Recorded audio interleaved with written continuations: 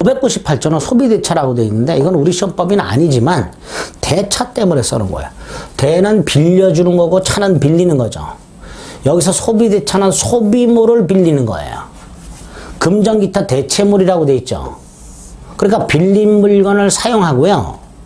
나중에 돌려줄 때 빌린 물건 자체를 돌려주는 게 아니라 동종, 동질, 동량으로 돌려주게 됩니다. 이런 걸 소비대차라고 합니다. 돈 빌리는 게 전형적인 소비대차죠. 자, 이때 돈 빌리는 것만 따로 이제 금전소비대차라고 부르게 되고요. 자, 남의 물건을 빌려서 쓰고 동종류 물건 동량으로 보내주면서 사용 대가를, 즉 이자 같은 걸 지급할 수도 있고 안 할 수도 있죠. 지급하게 되면 유상소비대차가 되는 거고요. 즉 이자부 소비대차가 되는 거고요. 지급하지 않기로 하면 무상소비대차가 되는 거예요. 즉 무이자 소비대차가 되는 겁니다. 이렇게 소비대차는 유상으로 할 수도 있고 무상으로 할 수도 있다. 준소비대차는 빌려준 돈이 아니에요. 돈을 빌려주는 계약에 의하지 않고 갚을 돈이 있는 거야. 이거를 빌려준 걸로 바꿔버렸어요. 물품대금을 갖고 있었는데 물품대금, 이 물품대금을 빌려준 돈으로 바꾸고 이자를 주기 필요 약속합니다. 이런 걸 준소비대차 이렇게 부릅니다. 소비대차는 처음부터 돈을 빌려주는 거고 준소비대차는 빌려준 돈이 아닌데 빌려준 것으로 다시 계약을 하는 거. 그게 준소비대차다 이렇게 생각하시면 돼요. 자, 사용대차. 자, 소비대차와는 달리 아까 소비대차는 소비물이라고 그랬죠. 소비대차는 소비물인데 사용대차하고 임대차는 비소비물입니다. 즉 사용대차나 임대차는 빌린 물건 자체를 반환해야 돼요. 비소비물입니다. 비소비물이고 사용대차는 무상이에요. 무상. 임대차는 유상이고. 예를 들어 갑이 을에게 무상으로 상가점포를 한 달간 빌려주기로 했어요. 을은 나중에 이걸 돌려주기만 하면 되는 거죠. 따로 사용료를 줄 필요가 없죠. 그러니까 무상이 되겠죠.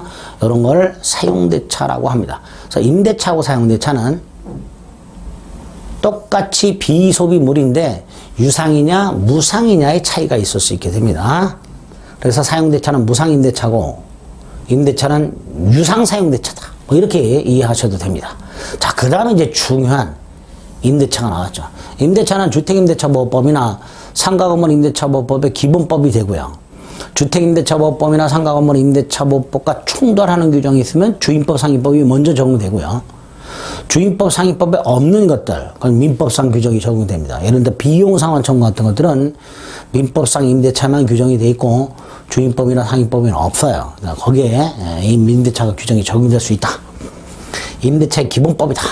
자, 임대차는 뭐냐? 일방, 임대인입니다.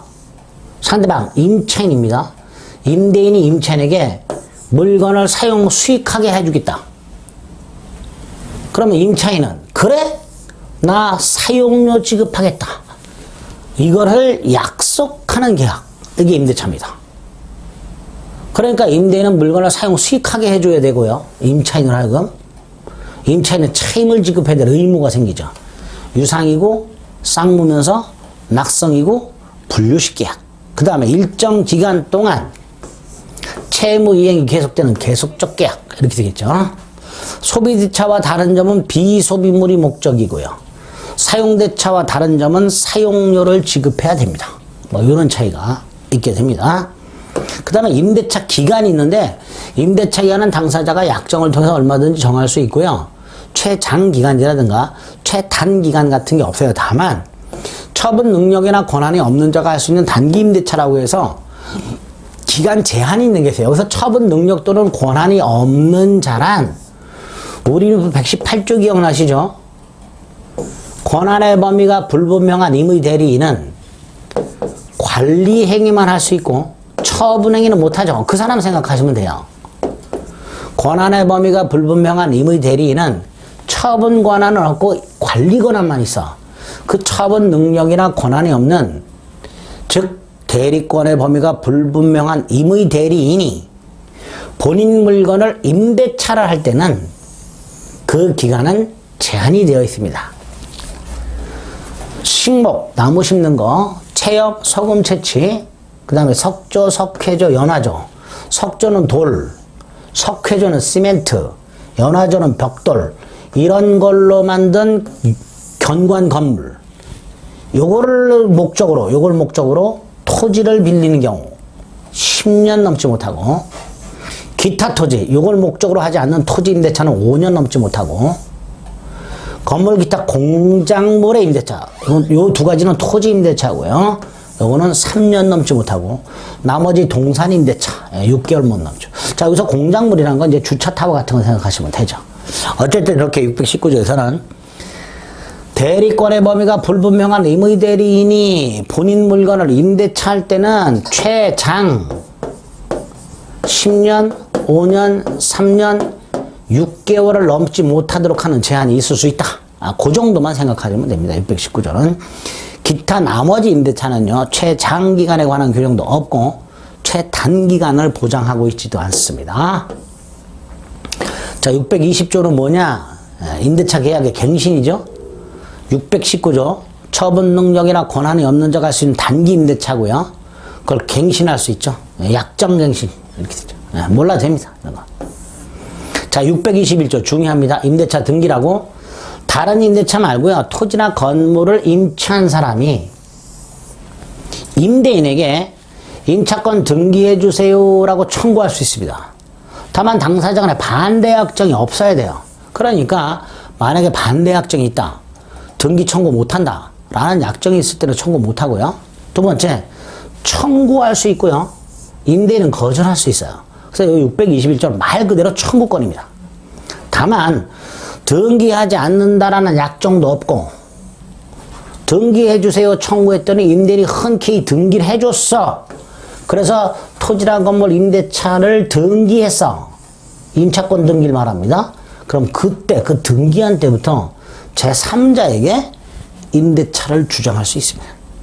원래 임대차는 계약관계에 불과하고요. 임차인은 임차권이라는 권리를 갖게 되는데, 이 임차권은 임대인에게만 주장할 수 있는, 임대인이 아닌 제3자에게는 주장할 수 없는 채권에 불과합니다. 제3자에게 주장할 수 있는 힘, 그걸 대항력이라고 하는데요. 임차권은 원칙적으로 대항력이라는 게 없어요. 다만 부동산 임차권은 이렇게 등기를 함으로써 제3자에게 주장할 수 있게 됩니다. 이게 621조 임차권 등기와 관련된 거고요. 반면에 622조는 임차권이 등기가 안 돼 있어도, 보세요. 건물을 소유하기 위해서 땅을 빌렸을 때, 요게 임차권입니다. 임차권을 등기하지 않아도 임차인이 그 건물을 소유권 등기하면, 요때도 제3자에게 토지 임대차 효력을 주장할 수 있습니다. 요게 622조. 물론 건물이 존재해야 돼요. 멸실 또는 후패해버리면 둘 다 그냥 썩어 문드러졌다 생각하시면 돼요. 그럴 때는 대항력을 상실하도록 하고 있습니다. 그래서 621조와 622조에 의해서 우리 민법상 부동산 임차권이 대항력을 갖는 경우가 있고, 기본이 임차권 등기인데 등기 안 해주는 경우가 많단 말이죠. 그러다 보니까 이 622조라고 아주 강제적인 대항력을 인정해 주는, 이거 아주 중요합니다. 꼭 기억하세요. 건물 소유 목적 토지 임대차. 임차권을 등기하지 않아도 건물을 소유권 등기하면 그때부터 제3자에게, 이때 제3자는 토지의 양수인, 토지의 신소유자를 말합니다. 그 토지의 신소유자에게도 임대차 효력을 주장할 수 있도록 되어 있다는 거, 이게 622조 대항력입니다. 621조, 622조 기억하시고, 특히 622조 꼭 기억하세요. 623조는, 자, 임대인은 목적물을 임차인에게 당연히 인도해야 되죠. 또 임차인으로면 사용 수익하게 해야 되니까 당연히 그 현상을 유지해 줘야 되죠. 그 말은 목적물이 고장나면 임대인이 자기 돈으로 고쳐주라, 그런 뜻이에요. 즉 임대인에게 목적물 현상 유지 수선 의무가 있다. 그 623조입니다. 물론 모든 하자에 다 수선 의무가 있는 건 아니고요. 사소한 하자는 수선 의무가 없다. 그런 게 판례의 태도입니다. 어쨌든 기본이 수선 의무는 임대인한테 있다. 비용도 임대인이 부담해야 된다. 이렇게 기억하시면 되겠습니다. 624조 보겠습니다. 이 624조는 좀 전에 봤던 623조하고 연결이 되는 거예요. 임대인에게 수선 의무가 있다 그랬죠? 그 수선 의무를 하는 걸 보존에 필요한 행위를 한다 이렇게 얘기해요. 자, 이때 임차인이 거절할 수 있다면 임대인은 못 고치죠. 그럼 하자가 커지겠지. 그러니까 지금은 10만 원으로 충분히 고칠 수 있는 게 그대로 방치했다가는 하자가 점점 커져서 나중에 100만 원 들여도 못 고치는 이런 경우가 생길 수 있어요. 그때를 대비해서 임대인이 수선행위할 때 임차인은 거절하지 못하도록 하겠습니다. 요걸 임대인의 보존행위에 대한 임차인의 인용의무, 인용이란 건 받아들인다 이런 뜻이에요. 또는 받아들일 숫자 참을인자를 써서 수인의무라고도 합니다. 이렇게 임대인의 보존행위에 대해서 임차인의 수인의무를 규정하고 있는데 다만 무조건 참아라는 건 아니죠. 그래서 625조에 보면 임대인이 임차인이 하지 말라고 하는데도 불구하고 수선행위 할 수 있어요. 그러니까 전제 요건이 임차인이 괜찮다 그런 게 아니라 하지 마. 그런데도 수선행위를 했어. 그리고 그로 인하여 임차인이 임대차 목적을 달성을 할 수 없게 됐어. 예컨대 수선 기간이 좀 길단 말이죠. 한 뭐 2달, 3달 막 이렇게. 그리고 임대차 기간은 2-3달이면 끝나. 그럼 천년 동안 임대차 기간은 끝나버릴 거 아니야. 이런 경우, 뭐 이럴 때는 임차인이 일방적으로 계약을 해지할 수 있도록 하고 있습니다. 자, 요건 기억합니다. 임차인 의사에 반하는 보존행위. 두 번째, 목적을 달성할 수 없다. 그럴 때 뭐 할 수 있다? 해지할 수 있다.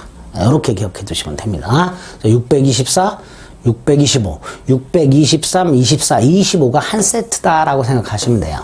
23이 뭐였죠? 임대인의 현상유지 수선의무. 24, 수인의무. 25, 계약해지. 이렇게 한 세트라고 생각하시면 돼요. 자, 626조는 임차인의 비용 상환 청구권이라고 해서 좀 전에 이것도 이제 뭐 623조하고 연결이 된다라고 생각하시면 되는데 임대인이 수선해야 되잖아. 임대인이 자기 돈으로 고쳐야 되잖아요. 그런데 임대인하고 연락이 안 돼서 임차인이 수선을 했어. 그럼 돌려달라고 청구할 수 있어야죠, 당연히. 나아가 수선비가 아니고 유익비라, 유익비. 목적물의 가액을 증가시킨 비용. 이걸 유익비라고 합니다. 자, 임대차가 끝났는데 그 가액 증가가 현존해. 그럼 임차인은 그 지출한 유익비가 있겠죠? 그 목적물 증가액이 있겠죠? 이 둘 중에 하나를 돌려달라고 청구할 수 있어요. 물론 이때 지출한 금액을 돌려줄 것이냐, 증가액을 돌려줄 것이냐의 선택은 임대인이 합니다. 그래서 임차인은 임대인의 선택에 따라 지출액 또는 증가액 상한을 청구할 수 있고, 이때 임대인은 유익비는 필요비다 액수가 크다 그랬죠. 그러니까 임대인은 법원에 청구를 해. 법원에 청구해서 상당한 상환 기간에 여유를 허락받을 수 있게 됩니다. 뭐만? 유익비만. 필요비는 안 되고, 이렇게 임차인에게는 필요비와 유익비 상환 청구권이 있다라는 거 기억해 주세요. 다만 이 비용 상환 청구권 규정은 임의 규정입니다. 임의 규정. 우리 대법원에 의하면 임의 규정이 됩니다. 그래서 판례 임의 규정이므로 특약으로 포기할 수 있다. 이렇게 돼 있죠. 그래서 건물을 임차하면서 임대차가 끝나면 건물을 원상 복구하는 특약을 했다. 원상 복구 약정. 이 원상 복구 약정은 원상 복구로 끝나는 게 아니라 비용, 상환, 청구권을 미리 포기하는 약정입니다. 따라서 유효하다. 이렇게 됩니다. 유효하다. 필요비, 유익비 상환을 청구할 수 있고, 그 다음에 이 비용 상환 청구는 임대인이 물건의 반환을 받은 날부터 6월 내 행사하도록 하고 있습니다. 나중에 뒤에 가면 준용 규정이 있는데요. 그 근시중개에서 617조를 준용하도록 하고 있습니다. 몰라도 됩니다. 654조가 뭔지 617조가 뭔지 몰라도 되고요. 임대인이 물건을 반환받은 날, 즉 임차인이 물건을 임대인에게 반환한 날부터 6월 내에 비용상환을 청구할 수 있도록 되어 있다는 거, 그렇게 기억해 주시면 되겠습니다. 자, 627조는요. 보세요. 임차물의 일부가 임차인에게 아무런 잘못 없이 멸실됐어. 일부가 멸실됐어. 임차인에게 아무런 잘못이 없어. 그러니까 임차인은 요 일부를 사용식하지 못하죠. 사용식하지 못하잖아요. 그러니까 그만큼 차임을 까달라 청구할 수 있습니다. 여기서 조심할 거, 차임이 당연히 까지는 건 아니고요. 까달라 청구할 수 있다는 거 기억하세요. 물론 남은 부분만으로는 목적을 달성할 수 없을 때, 이때는 당연히 계약을 해지할 수 있어야 되겠죠. 이렇게 목적물이 일부가 임차인의 귀책 사유 없이 멸실된 경우 차임 감액 청구권이 있다. 628조 요거는요. 차임 감액이 아니라 증액 또는 감액 청구죠. 어떤 경우에 경제 사정이 변동이 돼서 차임이 상당하지 않게 됐다. 상당하지 않게 됐다는 건 차임이 너무 저렴해지거나 너무 비싸졌다 이런 뜻이에요. 세금이나 목적물 가격의 폭등 또는 폭락으로 인하여 차임이 너무 저렴해지거나 너무 비싸졌을 때 당사자는 소급이 아니고 장래를 향하여 차임의 일방적 증액, 일방적 감액을 청구할 수 있도록 되어 있습니다. 이 일방적인 겁니다. 형성권입니다. 물론 상대방이 이의를 하는 경우가 있겠죠. 그럼 법원으로 가면 돼요. 그래서 법원이 증감을 결정하게 됩니다. 법원에서 증감을 결정하면 됩니다. 629조 임차권의 양도전대가 있죠. 당연히 임차인은 갑은 을에게 물건을 빌려줬는데 을이 지멋대로 병에게 빌려주면 안 되잖아요. 그러니까 임차인은, 물건을 빌린 사람은 빌려준 사람의 동의 없이는 임차권을 팔아먹거나 목적물을 재임대하지 못한다. 이렇게 되죠. 전대라는 건 임차인이 물건을 다른 사람에게 다시 빌려주는 걸 말합니다. 만에 하나 임차인이 전항의 규정을 위반했다. 무슨 뜻이에요? 동의 없이 양도 전대했다 이런 뜻이죠. 이렇게 동의 없이 양도 전대하는 것을 무단양도, 무단전대라고 하는데요. 임대인은 계약을 해지할 수 있게 됩니다. 다시 말해서 동의 없이 임차권을 양도 전대했을 때 그 양도 전대 계약 자체는 유효합니다. 계약 자체는 유효하고 다만 임대인은 계약을 해지할 수 있도록 되어 있는 겁니다. 여기 629조. 630조 전대라고 되어 있네요. 임차인이 임대인의 동의를 받아 전대했어. 갑이 을에게 임대를 했고 을이 갑의 동의를 받아서 전대한 경우, 이걸 적법전대라고 하죠. 이때 전차인 병은 임대인 갑에게 직접 의무를 부담하도록 되어 있습니다. 다시 말해서 갑이 병에게 직접 차임을 청구할 수 있어요. 그럼 병은 을이 아니라 병에게 차임을 지급해야 됩니다. 그래서 뭐라고 되어 있어요? 전차인 병은 전대인 을에게, 얘가 전대인입니다. 차임을 지급했다 하더라도 갑이 병에게 차임을 청구했을 때 나 을에게 이미 차임 줬는데 라고 주장을 못하도록 해놨습니다. 이게 적법전대의 특징입니다. 적법전대가 있다면 임대인은 직접 차임을 청구할 수 있다. 그리고 이 임대인의 차임 청구가 전대인의 차임 청구에 우선한다. 그래서 다시 한번